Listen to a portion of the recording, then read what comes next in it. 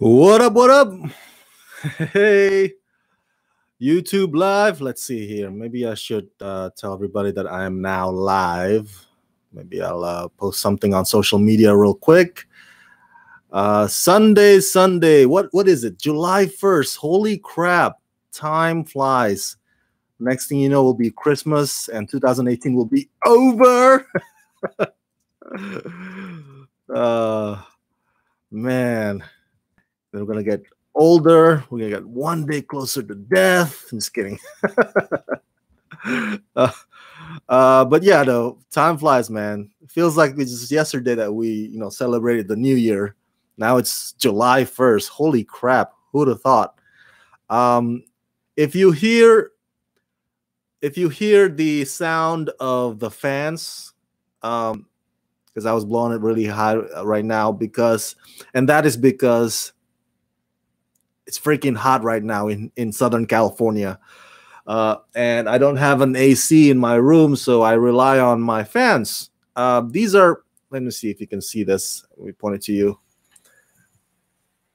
These are those mini fans that they sell at Walmart for about $5 each.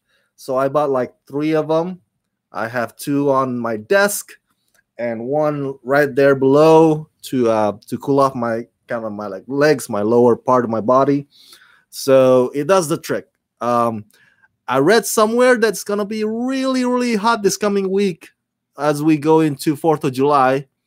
For those of you who may not live in America, 4th of July is the America's Independence Day. It's coming up this week. And the weatherman says it's gonna be really hot. I'm not sure exactly up to what. Maybe somewhere in the 100 digit, but I think that's good news for those of you who are going to go out to the beach anyway for 4th of July.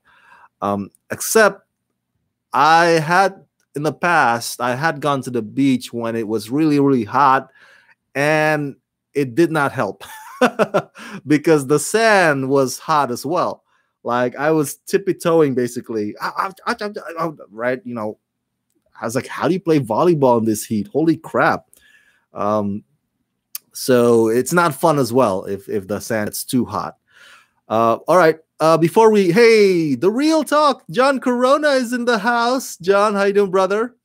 By the way, John and I will be posting our spoiler review of Ant-Man and the Wasp this coming week as well, right after 4th of July on the opening night of the movie. So make sure you go check out our spoiler review. By the way, we already posted our non-spoiler review, so make sure you subscribe to both our channels, The Real Talk and Rama Screen, and go watch our videos there. Brother John is a great movie reviewer. He's very insightful, very articulate. He speaks better English than I do. Sometimes I will be like messing up my grammar, and I'm trying to find the word, like, oh, what is that word again for that? Because English is my second language. But if you listen to John's podcast, man, he's like streaming, flowing river, just like, wow, the guy just speaks eloquently and articulately. So go check out his videos. He's a great man. So thank you, John. Brother John is here. Before we get to the news, I just want to say a quick bit about, first of all, happy Canada Day. That's right. John just said, check out our collab on both our channels and stay tuned for spoiler-filled review this week. Excellent, brother. Happy Canada Day to Jason Cordero, one of Rama Screen patrons who actually lives in Canada. And also another Rama Screen patron, Savage Diana.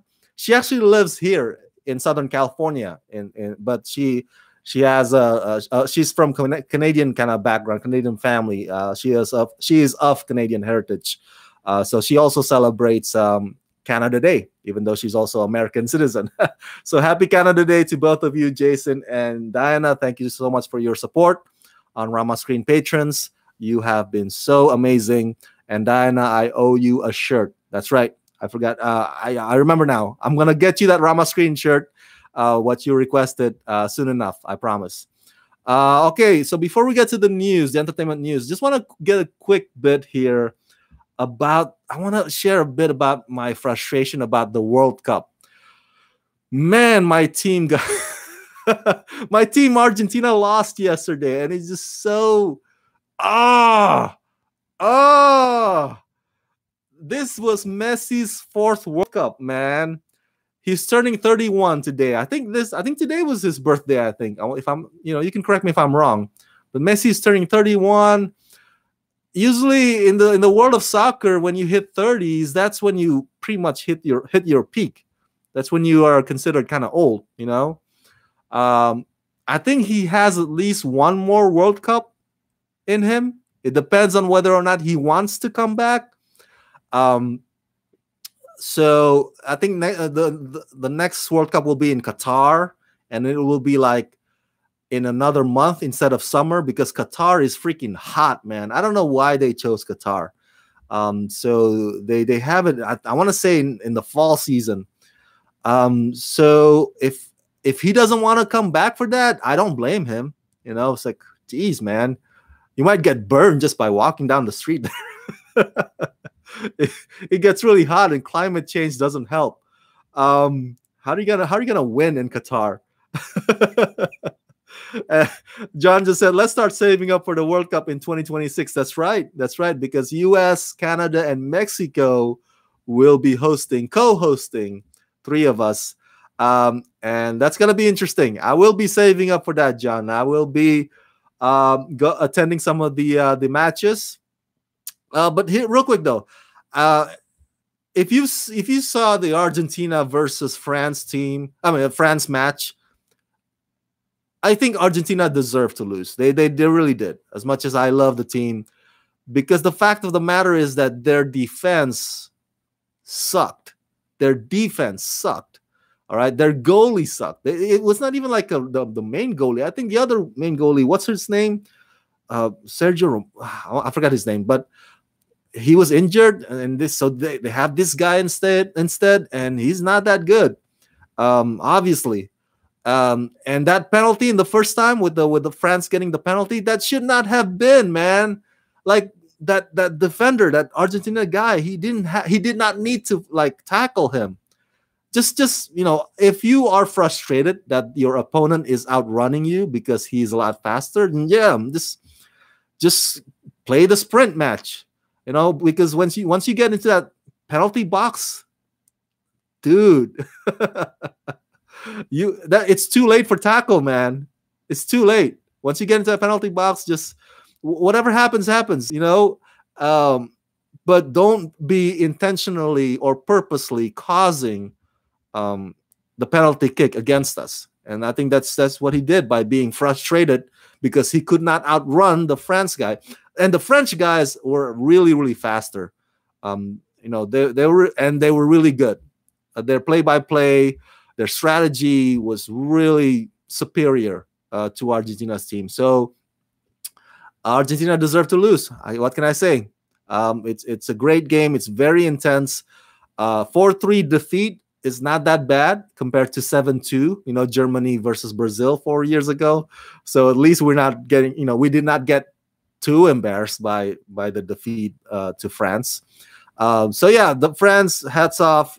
They were a better team. They deserved to go to the quarterfinals. But holy crap, Portugal lost, right? Germany's out. Argentina lost. Spain lost today. Holy crap. The big boys are out. The big boys are packing their bags and going to the airports. Holy crap. Who'd have thought that? Because we were gunning for Messi to meet Cristiano Ronaldo.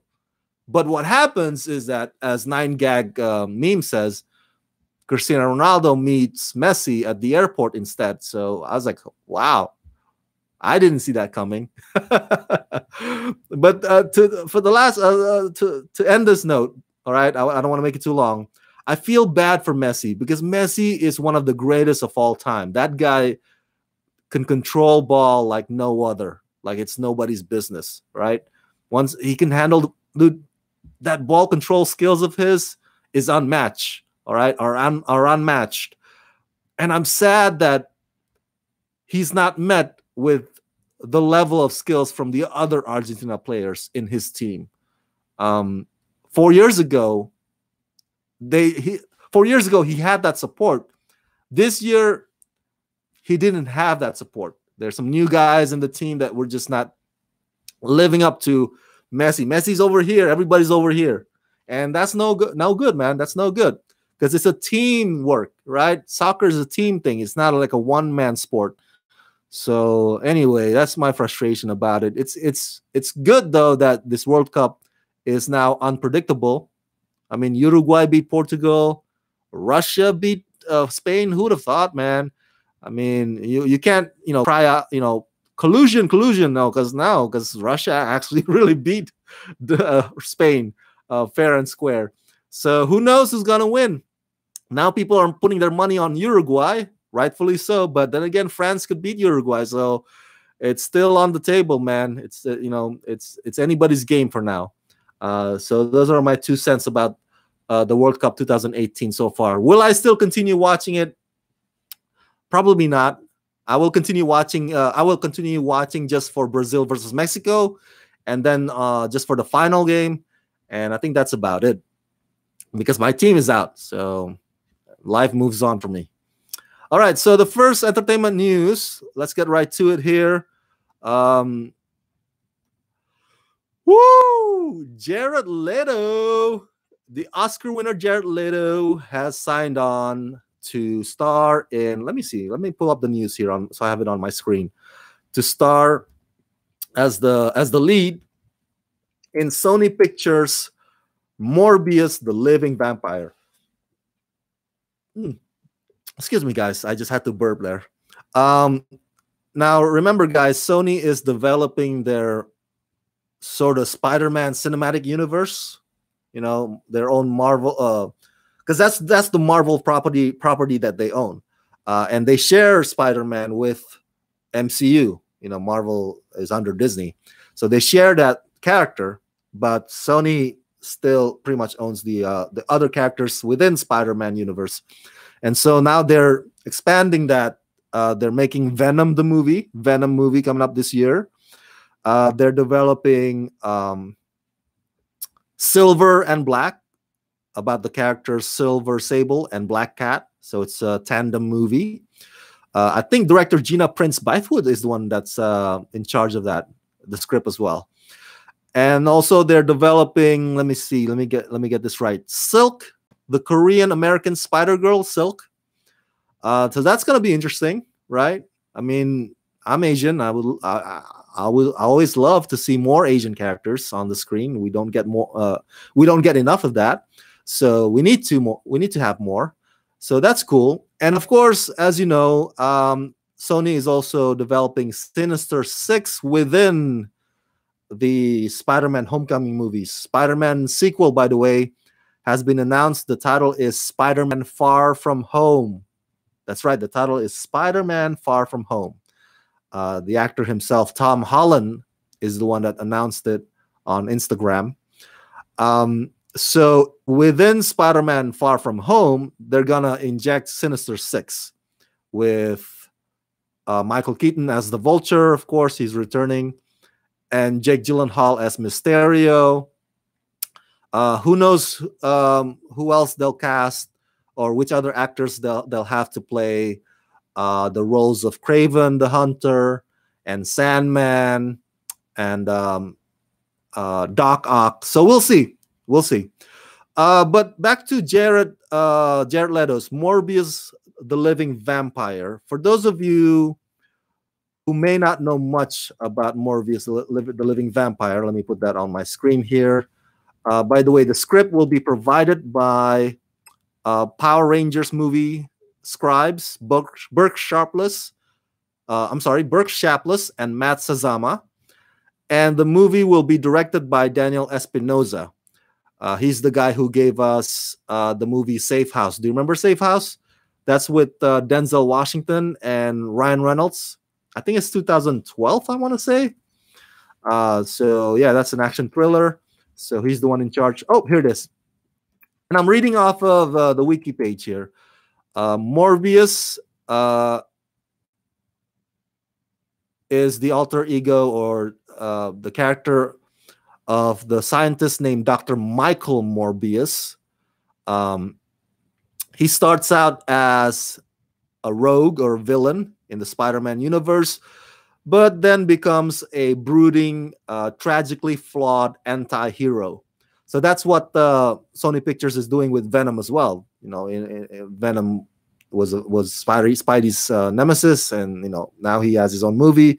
And in the comic books, I think he was also turning it, or he turned also into an anti-hero. So anti-hero movies. That's what Sony Pictures is going with for Morbius and Venom. So Michael Morbius he's imbued with vampiric superhuman abilities and physical traits stemming from a failed biochemical experiment, which was intended to cure his rare blood disorder. And then he struggles with inhuman-like vampiric persona, his insatiable lust for human blood, and his subsequent efforts to cure his horrific condition, along with his stint as a brutal and nightmarish vigilante, aka anti-hero. So yeah, the abilities are he's a biochemist, he's super smart, he has superhuman strength, so he's freaking strong. He can fly, he can hypnotize, he can heal himself, he has healing factor, and he relies on human blood. So yes, I wouldn't want to get close to Morbius. It doesn't matter if it's an anti-hero, because I like my blood where it is. Okay, it's in my body. I like my blood to stay where it is. So what's interesting about this, if you guys recall, Jared Leto also signed on to star or to reprise his role as the Joker in WB's new standalone Joker movie. And that's separate, different from the Joker origin movie that WB is also developing with director Todd Phillips and executive producer Martin Scorsese. So that is so weird. So freaking weird. So you have two Joker movies, and then Jared Leto is also, doing this Sony Marvel property as Morbius, the living vampire. So it's good. I mean, I'm happy for Jared Leto that he gets employed like this. I mean, holy crap. But it just goes to show again, man. It goes back to that thing again when we discussed this a long time ago, how I like how Marvel Cinematic Universe is shared, it's shared within the movies and the TV series. They're all connected. So you don't get two Jokers, there's just one Joker I'm sorry, Joker is from the DCEU, but my point is that if Joker was part of Marvel, you only get one Joker for the TV, for the animated, for the movie, whereas in WB, I believe it was the WB CEO once said, like, oh, we're different from Marvel. We're okay with not having a kind of like a shared thing, because we want to give creative freedom for different interpretations of our characters out there. So there may be showrunners on television or filmmakers that want to put their spin or vision or their own actors, to bring to life either the Joker or Constantine or what have you. So that's the rule in DCEU. Like, okay, we're going to have different people for this medium, for that medium. And I get that. But to have two Joker movies, one with Jared Leto and one Joaquin Phoenix, doesn't that seem a bit confusing? I don't know how that's going to work out, and if it's going to work out well with the fans, if it's going to resonate well. I mean, I feel kind of sorry also for Joaquin and Jared Leto, because they're going to have to try to up each other, trying to like prove like, oh, I'm the better Joker. No, I'm the better Joker. No, F you, man. You suck. Your Joker sucks. So I don't know how that's going to work out, man. But back to Morbius though. I get it, Sony. You want to have more franchises. All right, and this is the only Marvel property you have. Um, I think Sony also has another franchise that I can't remember right now on the top of my head. And then they have, or they are developing Sicario franchise. So they're developing Sicario now as a franchise. So, so they need more, and so I get it. This is what they're doing. Um, I remember now. The other franchises that Sony is developing is the one that's based on Valiant Comics, the Bloodshot and Harbinger. So we'll get to that soon enough. So they have that, and they have Spider-Man, and they have Sicario. So Sony's like, okay, we gotta milk this cow. We gotta bank on this. We gotta squeeze this juice till the last drop. And I totally get it. Last note though, before we get to the next point, I am not impressed with Venom trailer. I don't know about you guys. I'm not impressed with Venom trailer, especially that action sequence with the whole SUVs thing. I was like, really? That's all you got? I mean, freaking MCU has blown our minds with like action sequences like through the roof. You know, that's a bar really high. You gotta meet them up there, man. Don't play down here anymore. But we'll see. We'll see how it is. Okay. So that's the first topic, the first news about Morbius, the living vampire. Share your thoughts in the comment section below if you come up with any more thoughts about it. The next topic is, holy crap, this is my favorite. The real talk just says me either. So we're on the same page, John. We're on the same page. I'm glad to hear that, brother. With regards to Sony's Marvel or Spider-Man cinematic universe. The next topic, holy crap, guys. The first poster for the movie Glass hit the web this past week. Did you guys get to see that? Now, I can't show it to you guys right now here because I don't know how to do it, like doing it while doing it live at the same time. But I will have, because what happens with this Rockin' It with Rama Screen Live is, as you know, I will be dividing each topic into each individual videos. So you'll get to see each of those videos tomorrow morning. And so I will include the Glass poster here. You'll see it here, but not right now, of course. But you can also go to iwth.com. That's the ultimate website source for all movie posters. So go to iwth.com. You will see the Glass poster there, and it's fantastic. Holy crap. This is now one of my favorite movie posters of the year. So spoiler alert, okay? This video contains spoilers. You already know that. But just want to share. Basically, what the poster shows is Samuel L. Jackson's character, James McAvoy's character from Split, and then Bruce Willis' character from Unbreakable. And they're all sitting down. And of course, Samuel Jackson's character is in a wheelchair. And then the reflection on the floor that you see are their alter egos.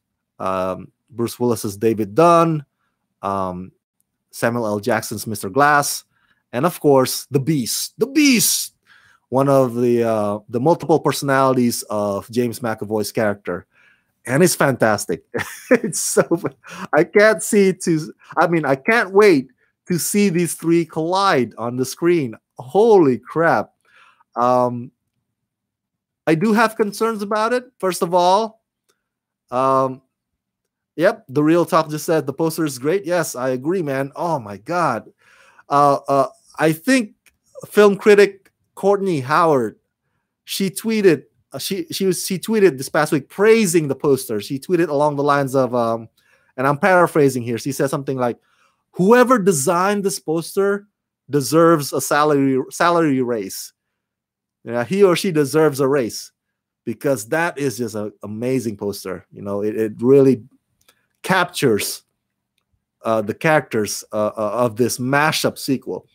For those of you who don't know, basically what M. Night Shyamalan is doing is he's mashing up the sequel to Split. And he's mashing that up with the sequel to Unbreakable. Unbreakable is the movie from the year 2000. Wow, 18 years ago. um, Starring Samuel L. Jackson and Bruce Willis, and it's the follow-up to The Sixth Sense. It's not the sequel to The Sixth Sense, but it's Shyamalan's follow-up movie after the success of The Sixth Sense, and it's fantastic. I love Unbreakable. Unbreakable basically, it's basically giving you, Bruce Willis's character in a sense like, what if Superman doesn't know that he's Superman, right?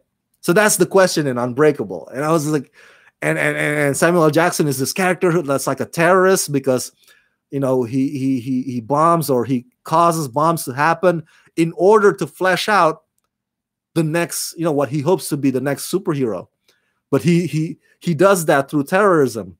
Unfortunately, people die just so he can, like, oh, there's got to be somebody, who survives without a shred of wounds or cuts. And that's how he's trying to flesh out, like, because he's a comic book freak. So it's a fantastic storyline. Unbreakable, it's a must-see. I was not too impressed with Split, but the last 20 minutes of Split with the Beast, unleashing himself, that was amazing. And James McAvoy was so great in that role. Yes, The Real Talk says James McAvoy's performance was overlooked in Split. I totally agree, man. It's just so amazing. Like, it was award worthy for a genre movie, a thriller like that. James McAvoy really gave his all. Tyler says, oh, Tyler Calvert just joined in. Tyler says, give me more M. Night Shyamalan film crossovers. And The Real Talk says, let's have a crossover of Lady in the Water and The Village. Yes. Or better yet, how about a crossover, or the sequels crossover to Airbender. All right. Avatar: The Last Airbender and After Earth. The Will Smith and Jaden Smith movie, M. Night Shyamalan's movie. Holy crap. That was so shitty. So that, could you imagine Will Smith meets Aang from the Airbender? Oh my gosh. Take my money now. Take my money. The Real Talk says, no.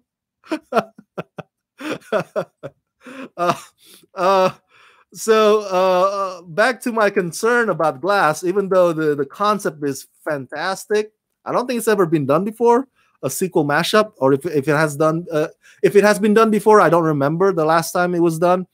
So yeah, the concept is fantastic, but I'm concerned because it's a January movie. January movie is a hit and miss. January is a dumping ground for terrible movies. Split probably is an exception, and there's another exception in the past. But yeah, anything that's released in January, you gotta approach it with caution. That's all I could say, because I don't know, to 8 out of 10 times, the movies in January really suck. That's what January is for. So we'll see.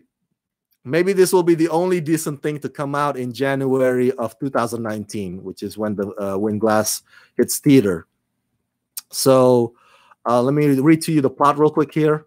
Following the conclusion of Split, Glass finds David Dunn pursuing Crumb's superhuman figure of the Beast. So Bruce Willis's character, Dunn, is pursuing James McAvoy's character, the Beast, in a series of escalating encounters. So the plot makes it seem like Dunn has been chasing the Beast for a while, and there have been some encounters between them. And of course, Glass will be kind of like the orchestrator, the puppet master, holding the secrets critical to both Dunn and the Beast. So we'll see how that's going to play out. But that's the only logline synopsis that they give at this point. Tyler Calvert says, The Happening and The Sixth Sense, Dead People versus Evil Plants. Yes. Oh yeah, Tyler just reminds us here. Tyler just reminds us that the new Hellboy movie with David Harbour also comes out in January. So Tyler said he has some faith in January for once.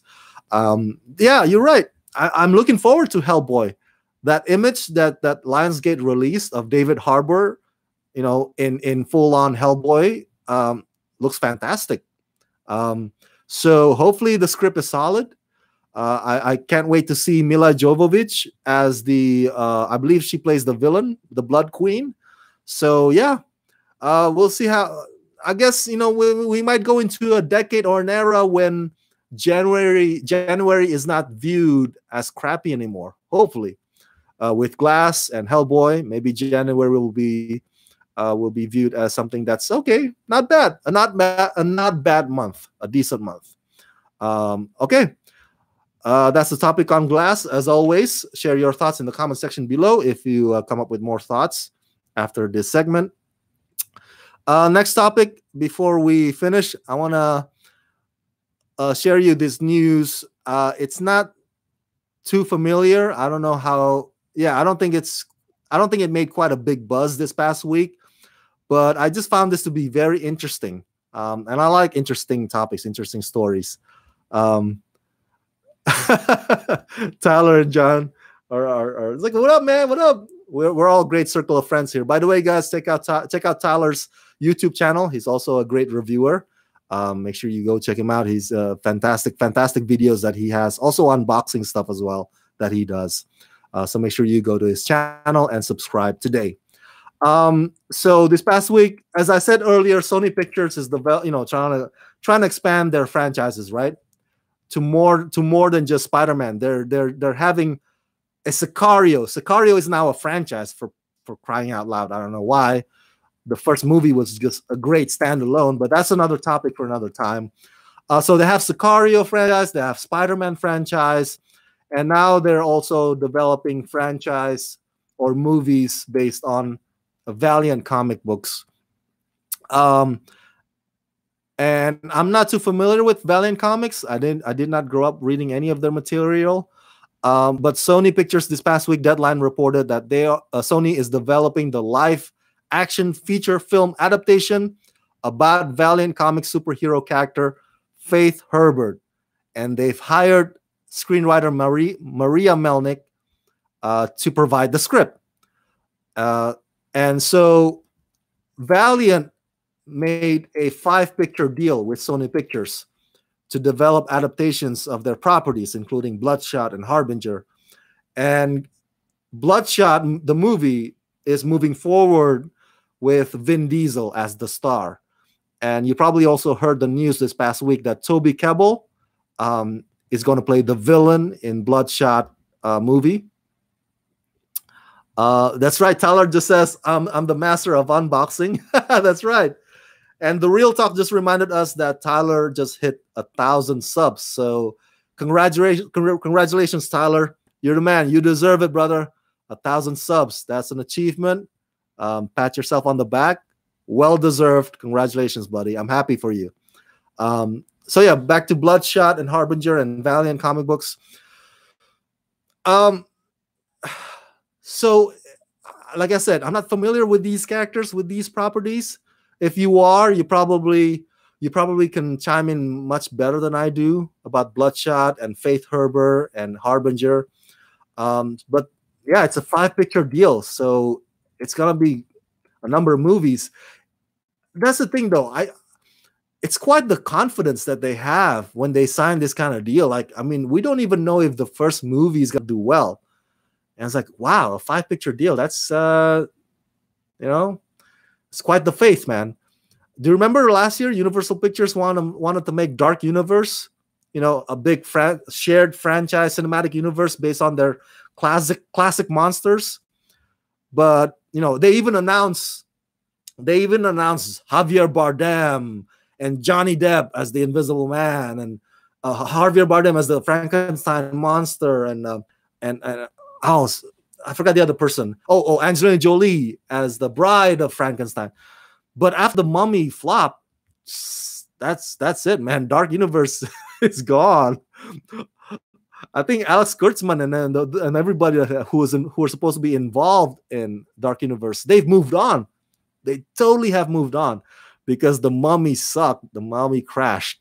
So to bank on Valiant comic characters that are not quite as popular as Spider-Man, right? Spider-Man is freaking worldwide. Everybody, I mean, if you go to South Africa, they would know Spider-Man. So that's quite the confidence. That's quite the faith to bank or to gamble on a 5-picture deal. So we'll see how that is. Faith Herbert, the character herself.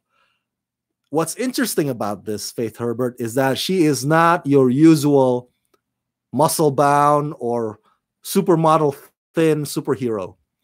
She made her debut in 1992 as part of the Harbinger team, and she is a plus-size female superhero. So, oh, where did I go here? Did I click? Oh, there it is. Tyler just says, "Thanks, man. Still bizarre that many people listen to me ramble on YouTube on a weekly basis." No, man. You do a great job on your videos, man. I'm not saying that, in a sarcastic way. I really mean it. So if you are rewarded with 1,000 subs, 1,000 subscribers signing on, you deserve it, bro. You deserve it. So definitely. And Tyler also says Universal was like, here's the first and the last film in the Dark Universe. And John Corona says Dark Universe is the best cinematic universe of all time. It's so great that it's here and gone just like that. That's how awesome it was. It's like, whoa, where'd he go? Where'd he go? Damn, faster than a speeding bullet. Holy crap, Dark Universe. Wow, you left quite the impression. Quite the impression. But back to Faith Herbert. Real quick before we get to the final topic, she's a plus-size female superhero, right? This past week, I had a discussion on Twitter with a fellow friend of mine. I'm not gonna reveal her actual name.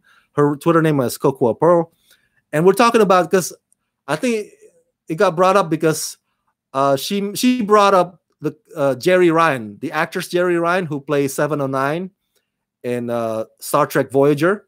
And I told Cocoa Pearl, man, Jerry Ryan is hot. Jerry Ryan was I had the hugest crush on Jerry Ryan. She's one of the hottest characters in Star Trek universe. And Cocoa Pearl says, yeah, of course, I agree. She's beautiful. But at the same time, it sucks that, you could tell that there's some kind of a requirement, like all the actors in Star Trek universe or Star Trek series, whatever series it is, that they have to be within a certain weight limit, that they have to have a certain shape, which I understand, she said, because, you have to be fit or something if you want to join the cadet. But at the same time, it would be nice if this whole Star Trek universe can also feature characters of other body shapes and sizes. And,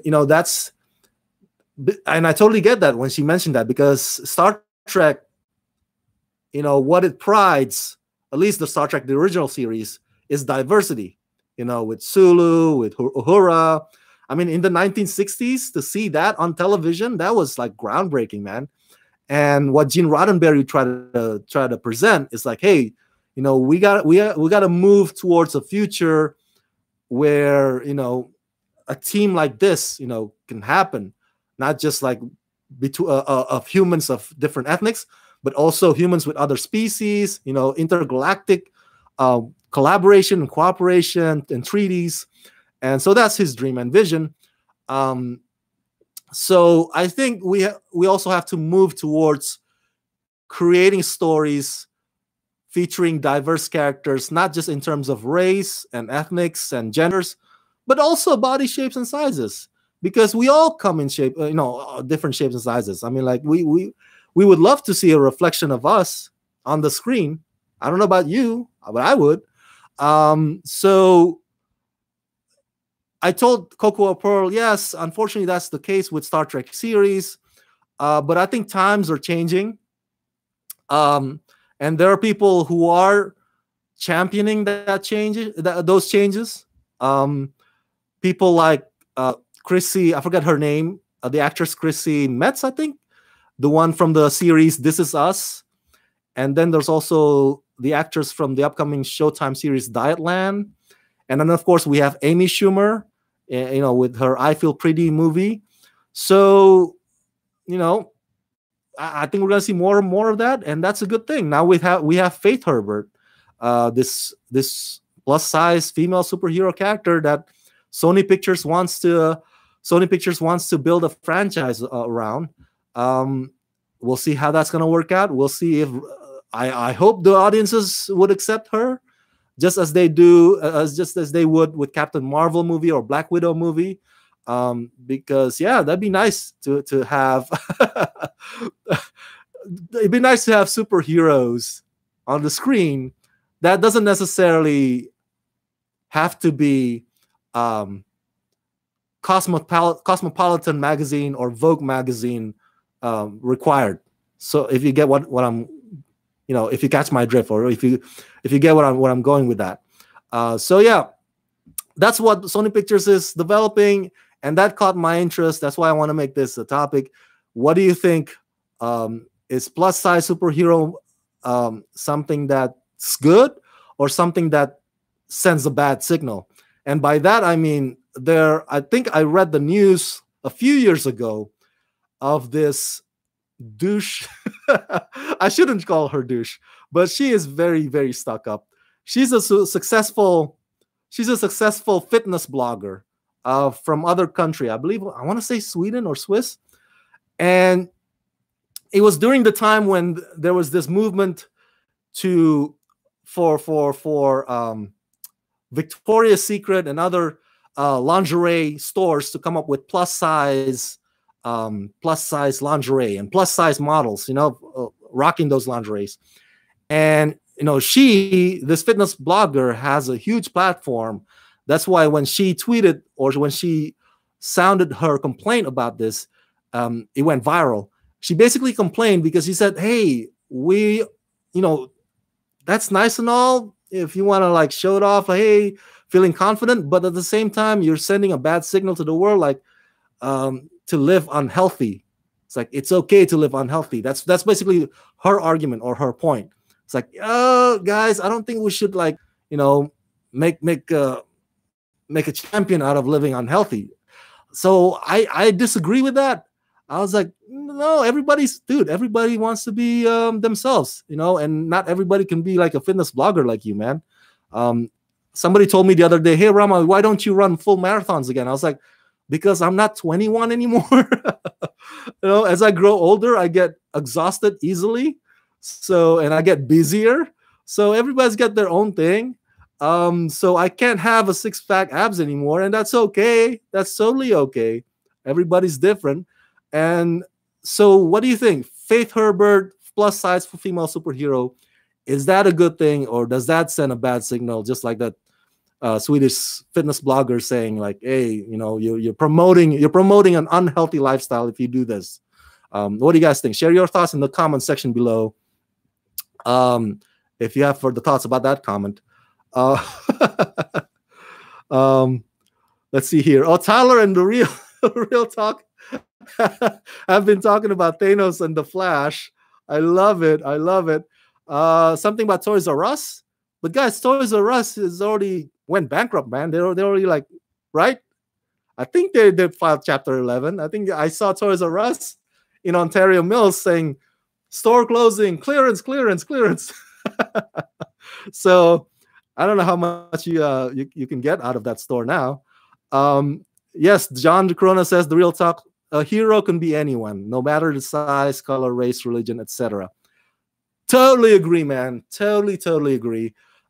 So I would love to see more representations in terms of body shapes and sizes of superhero universe on the screen. That would be fantastic. I am all for that. Let's see here. Last topic. By the way, before I get to the last topic, I want to say I went to Toys R Us. I wanted to get like the last lightsaber that they had, but holy crap, they don't have it anymore, man. Have you been to the Toys R Us in your neighborhood, Tyler and John? Holy crap. John says you're my hero. Aw. John, you're my hero, John. Come on. Come on. Stop it. Stop it. I'm not your hero. I'm nobody's hero. You're my hero, John. But Toys R Us, dude, the whole freaking, like, I want to say like half the store is already empty now. Oh, and the lines were long. Tyler says it's a ghost town. Oh, yeah, I agree. But in the Toys R Us near my neighborhood, the lines were long still. Like people are trying to get even the last tiniest Hot Wheel or whatever, you know. So there's still people there, but it's gonna die down, of course. Yeah, I feel so sorry for Toys R Us, but hey, what can you do, right? Everything's digital now. Everything is digital. I mean, you've heard the news. One of my happiest places on earth, Barnes and Noble, is also in trouble. Barnes and Noble. Nobody goes to Barnes and Noble anymore except me. I love that place. I treat it like a public library because I can't afford to buy the books. I guess that's why they go bankrupt, because of folks like me. So we're gonna see more of that, man. More of our favorite stores dying out. Maybe Target's next. Who knows? So the Real Talk says it's Apple's fault. Well, Tyler says reading is overrated. Hey, except reading comic books, right, Tyler? Reading comic books is never overrated. It's always in and trending and popular when it comes to reading comic books. And the Real Talk says it's Apple's fault. Yes, it's Apple's fault. It's Disney's fault. All right, and it's Google's fault because the world is controlled between and Amazon's fault. Okay, Amazon's fault. The world is controlled, amongst those or divided amongst those those four power players. They control everything now. So last topic before we end this, because I think I have been rambling too long. The other thing also, this past news that you may have heard, Indiana Jones 5 gets itself a new screenwriter. For a while, Indiana Jones 5 script was written or was developed by David Koepp. David Koepp is the guy who has, he's a frequent collaborator of Steven Spielberg. David Koepp adapted Jurassic Park. He also wrote The Kingdom of the Crystal Skull, which was, I think, polished or rewritten by Lawrence Kasdan. Which leads to this news. Lawrence Kasdan's son, John Kasdan, has been hired to rewrite and to pretty much finish the script for Indiana Jones 5, which will start filming in the UK next year in the spring. And this Indiana Jones 5 will arrive in theaters July 10th, 2020. So John Kasdan has taken over the scripting duties from David Koepp. And so, yeah, so they're basically keeping it in the family. Like I said, Lawrence Kasdan kind of did some rewrite on The Kingdom of the Crystal Skull. And I think Kasdan also wrote Raiders of the Lost Ark. So now the torch is being handed to his son. Hey, here, son, you handle Indiana Jones 5 for us. So what do I think of this? First of all, if you guys are among those who thought that Solo, a Star Wars story, was underwhelming, then I think you would want to keep your expectations low for Indiana Jones 5, because John Kasdan and Lawrence Kasdan were the ones who rewrote the script for Solo, a Star Wars story, from Phil Lord and Chris Miller that got fired, of course. So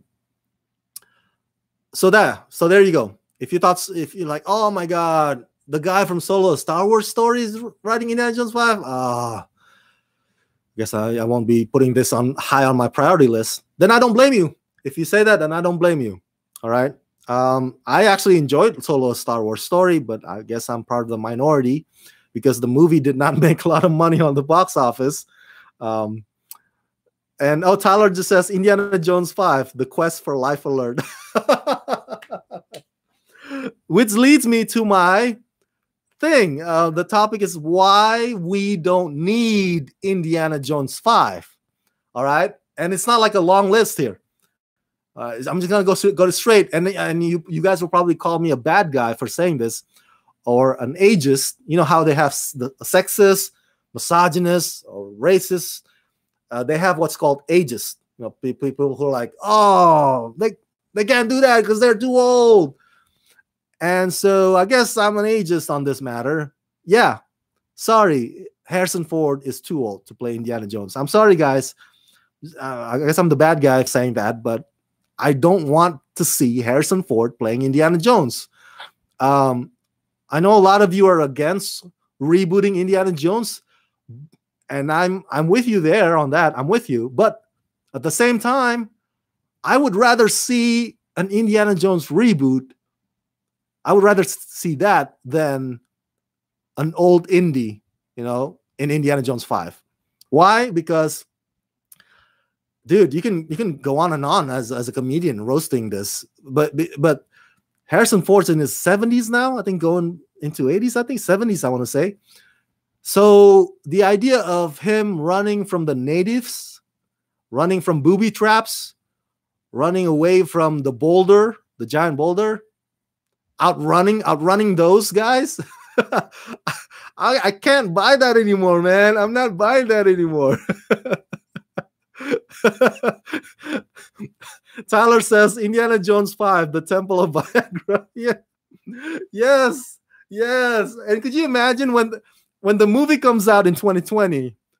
So Harrison Ford will be even like 2 years older by then, right? Because however old he is now, he'll be 2 years older.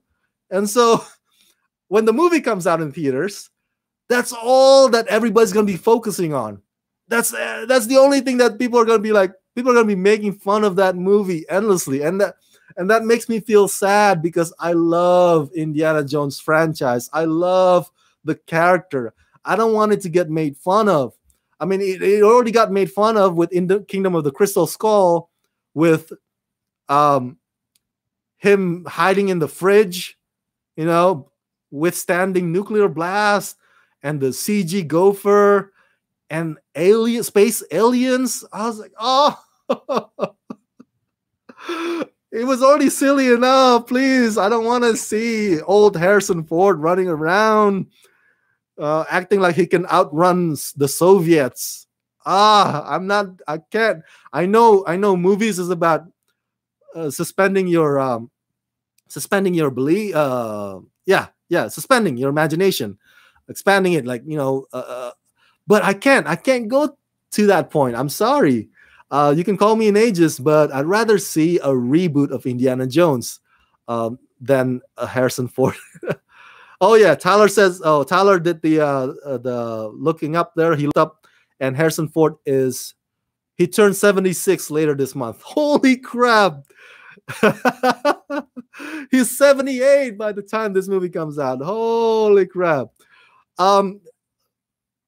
So yeah, that's why we don't need Indiana Jones 5. Not everything needs to be like, oh, we can't end it at 4 movies. We gotta have a quintology. It's like, no, we don't need that. Or a reboot. Okay, I get it though. With the Kingdom of the Crystal Skull, one of the balls they dropped, because they dropped the ball with that movie. They fumbled basically. One of its failures is that they were trying to test the waters to see if the public wants to see Shia LaBeouf taking on the mantle. Do you remember the last scene in the Kingdom of the Crystal Skull? I think he dropped the big hat, Indiana Jones' big hat, and then Shia LaBeouf's character is about to pick it up, but Harrison Ford, it's like, oh, pick it up again. It's like, oh, not today, son, not today. Something like that.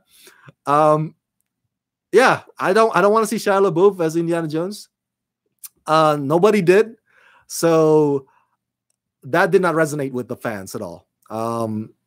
They're trying for it. They're testing the waters. Like, oh, let's see. Will they like it? Oh, they don't like it. Psst, they don't like Shia LaBeouf. Damn. So, if it gets rebooted, who do I want to see playing the Indiana Jones? I don't know. I would love to see Ryan Gosling. I think Ryan Gosling would make a great new Indiana Jones. Why the hell not? There's a lot of actors to choose from. But again, we don't need Indiana Jones 5. And I'm scared that character's going to be remembered forever for the mockery that Indiana Jones 5, instead of how great it was, the trilogy, the first 3 movies. You know, people are going to be like, oh, going back to the 5th movie, it's going to get made fun of again and again and again. And that's what I fear as a fan of the character and the franchise. So, John Kasdan, you're going to have to work extra hard and go extra distance, man, to prove me wrong, to get me to buy into this Indiana Jones 5 shit. Otherwise, nah, count me out for now. Tyler says Alden Ehrenreich will be for Indiana Jones. Dude, and you know, they're gonna reboot all of Harrison Ford's characters in all his movies, including The Witness. And Alden Ehrenreich will play the character also in The Witness reboot. Oh my God, that would be so hilarious. They're going to have Sabrina reboot and have Alden Ehrenreich play the character too. Oh, it's going to be awesome. He's the go-to guy now to play the new Harrison Ford's movies. By the way, yeah, Harrison Ford. I remember reading somewhere that Harrison Ford got paid about $25 million, I think, for Kingdom of the Crystal Skull. I mean, holy crap. That's a lot of money. Just imagine how much he got paid for to come back as Han Solo in Star Wars The Force Awakens. So my point is, dude Harrison, you're a gazillionaire, man. Just enjoy your retirement.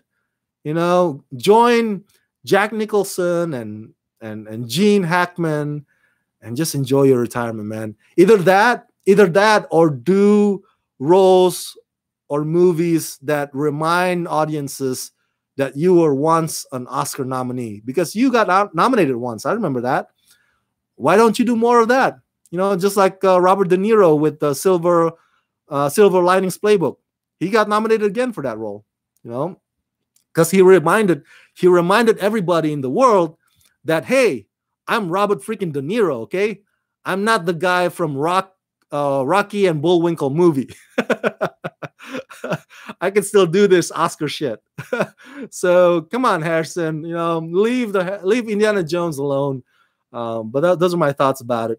Tyler says, I hope they put Indiana Jones in the fridge again. Indiana Jones. Oh my God, that movie, Kingdom of the Crystal Skull. Oh, I gotta watch it again just for the laughs. I feel like laughing again. I'm gonna pop that DVD or Blu-ray in. Just gonna watch it just to laugh. All right, those are our topics for today. Thank you, Tyler Calvert and John Corona from The Real Talk for joining in, for helping make my Sunday extra awesome. Once again, happy Canada Day to Jason Cordero and Savage Diana. And I just remember, San Diego Comic-Con is around the corner. So I tweeted the other day that I'm prepping what press rooms that I'm going to be covering at San Diego Comic-Con. And if you're wondering, I will be doing more of television talents. Because on the movie section, I believe Marvel's not coming, right? Marvel's not coming. Disney's not coming. Of course, Paramount doesn't go there. So as Tyler mentioned the last time we had a chat, I think it was just WB. WB's bringing their DCEU and their other WB movies to Hall H. So, yeah, there's not much material there I can go on. So I'm just going to go cover much of the television press rooms. Yes, Tyler says, get in on that Arrowverse action. That's right. I just got the contacts for the CW Network's press rooms, including Black Lightning is coming there, Supergirl's coming there, the Flash, of course, returning as well, the cast. So I'm gonna claw my way into their press rooms. Hopefully, I'll get the press line video interviews. If not, the roundtables. I don't care as long as I can video it. And I'll be doing also Marvel Television, right? So I read the other day, Cloak and Dagger is coming to Comic-Con. Cloak and Dagger's Freeform, Marvel Television. I want to say the Runaways. Is coming to Freeform, but I gotta double check. Oh, Agents of Shield. Agents of Shield is returning as well. The whole cast. What else? Oh, Amazon is bringing Jack Ryan. Woo! Jack Ryan. I love that character. So I hope to get in on the Jack Ryan press room. I want to. The other one that Amazon is bringing is also The Man in the High Castle. Oh my God, the new season's coming up. So, Tyler says, get me a shout out from Grant Gustin. All right, brother. All right, I'll keep that in mind. I love Grant Gustin. I think he does a fine job as the Flash. So Amazon's bringing Jack Ryan and The Man in the High Castle. Marvel Television bringing their stuff as well. What else? Sci-Fi. Oh, Sci-Fi is bringing. I got the email yesterday. Sci-Fi is bringing The Magician and Ghost Wars, I believe. A bunch of other stuff. So yeah, I can't wait. I've been this past week. I've been contacting a lot of those publicists and say, hey, I want in. I want to cover your press rooms. I'm press credentialed again. I've been covering Comic-Con for years now. So hopefully they'll sign me up for their press rooms, either roundtable or what I'm looking forward to is actually the press line video interviews. So keep your fingers crossed for me. Hopefully I get in. And Tyler says Jack Ryan looks really good. Been looking forward to watching that one for a long time. That's right. John Krasinski looks fantastic in that character. It's one of my favorite thriller novel characters that have been adapted on the screen many times. So I can't wait for this new series. I think it looks fantastic. So yeah, keep your fingers crossed for us, for me, guys. Hopefully I get into the press rooms. Hope for the best. That's all I can say. I will be covering San Diego Comic-Con for you guys. I will be live tweeting it every 5 minutes. Everything from what I eat, how long the line is. So make sure you follow me on Twitter at Rama Screen with 2 S. That's RAMASSCREEN. And again, thank you so much for tuning in on this Rockin' It with Rama Screen Live. Tune in again next week. It's going to be every Sunday at 3 p.m. Pacific time right here at youtube.com/RamaScreen1. Subscribe. Support me on Patreon. Tell the world about this channel. Let's rock this.